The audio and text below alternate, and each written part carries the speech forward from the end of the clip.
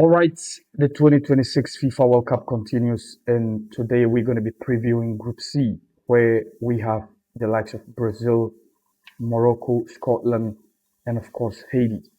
And let's begin with the game between Brazil and of course Morocco. And Brazil, five-time champions, the only team to have participated in all the World Cups since 1930 up to date. For the first time, are coming with a foreign coach in the shape of Carlo Ancelotti.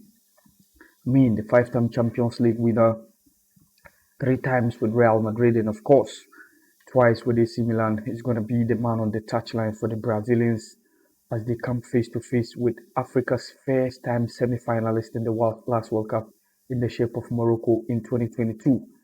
Unfortunately for Brazil, they didn't bring one of their top marksmen, João Pedro, but of course, Neymar, who also came to this competition, is not likely to feature in tonight's game when they come face to face with Morocco. Brazil have always have a better record when it comes to playing against Africans, and of course, in 1974, they defeated then Zaire, now called the Democratic Republic of Congo, by 3 goals to nil. Of course, in 1986, they beat Algeria by a goal to nil. In 1994, they beat Cameroon 3-0. They beat Morocco 3-0 in 1998 in France. And of course, in Germany 2006, they beat the Black Stars of Ghana by 3 goals to nil. Until 2010, Brazil have even never conceded a goal against any African country till Didier Drogba became the first ever African player to score a goal or put a ball at the back of the net of Brazil in South Africa 2010 when the Les Éléphants de la Côte d'Ivoire lost by 3 goals to 1 against the Seleção of Brazil. And of course, in 2014, when the Brazilians hosted the competition, they beat Cameroonians by 4 goals to 1.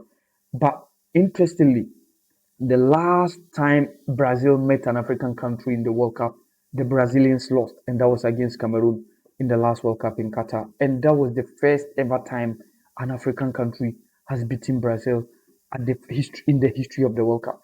They coming face to face with Morocco. Morocco unfortunately had a last minute injuries which came on the part of Abdi Izalzouli and Naif Agwed, who were omitted from the squad, and of course they'll be replaced by Amin Subai and of course Sadani. So, which is quite unfortunate on the part of the Moroccan setter. Mohamed Ouabi, who won the Under 20 World Championship, is the man on the touchline for the Moroccans, who replaced Walid Regragui, who left off after having a marvelous record, an enviable one, taking an African country in the history of the semi-finals of the World Cup, which was Qatar 2022, and of course playing in the finals of the AFCON when they conceded a last-minute goal against Senegal, courtesy Pape Gueye. Now let's go to the setup.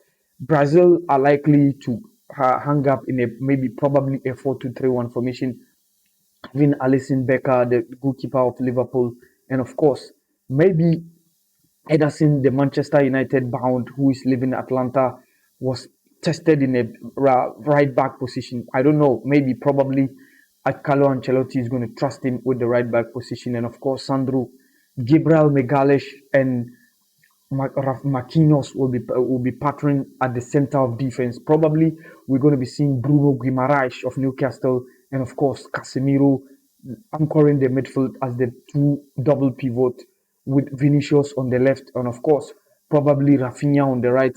Then we're going to be seeing Matheus Cunha and Igor Thiago, or maybe Lucas Paqueta playing just behind one of the strikers who might be leading the line, who is either going to be Matheus Cunha or Igor Thiago. Maybe Emric might start. It might be a surprise to me if he get the nod ahead of Igor Thiago and of course Matheus Cunha. For Morocco, they're going to be having their goalkeeper Yassine Bono, captain Ashraf Hakimi on the right, and of course Nusair Mazraoui of Manchester United.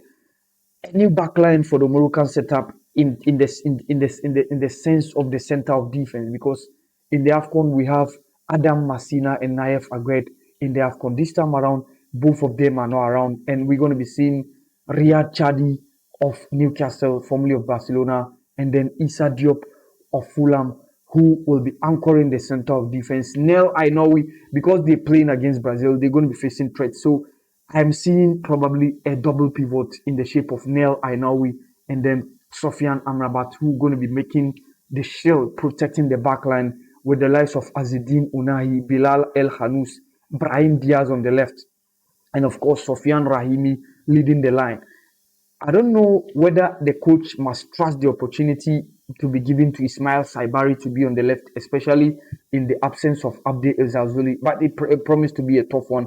The last time out when these sides met in the history of the FIFA World Cup, which was 1998, some 28 years ago, the Brazilians won by 3 goals to nil. I think the Brazilians are starting as favorites. They always have record against African countries, and they most often beat African countries.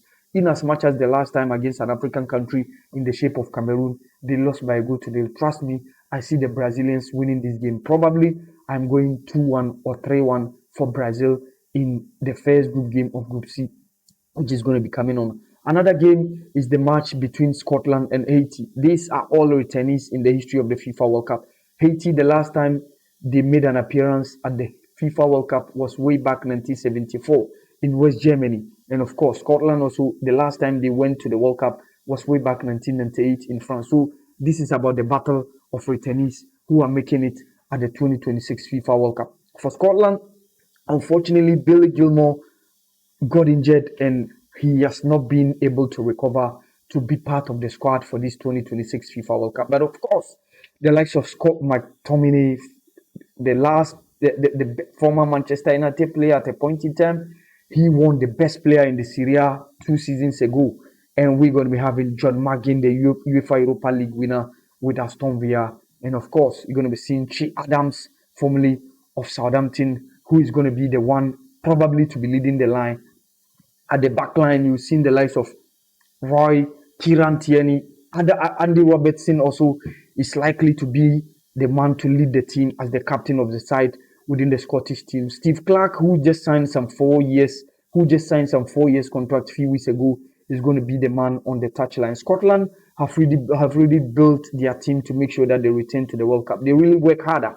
They've had the opportunity of playing in the European Championship, but what has been eluding them in the FIFA World Cup till this time around when they beat Denmark to make sure they secure their post in the 2028 FIFA World Cup. For Haiti, the likes of Ade Actions, Martin Experience, and of course, Wolverhampton Wanderers midfielder Bella Rekna Giddens also will be around. And Wilson Isidore of Sunderland, who was born in France, just switched his nationality to join the Haiti setup ahead of the 2026 FIFA World Cup. They are being led by former coach of Kenya, Sebastien Minyi, who is leading the Haiti team to the 2026 FIFA World Cup. It's going to be a tough one for Haiti, for a team that has never had a tournament experience like the FIFA World Cup for a long while, over 50 years ago. And of course, I fancy Scotland starting as favorites in this game.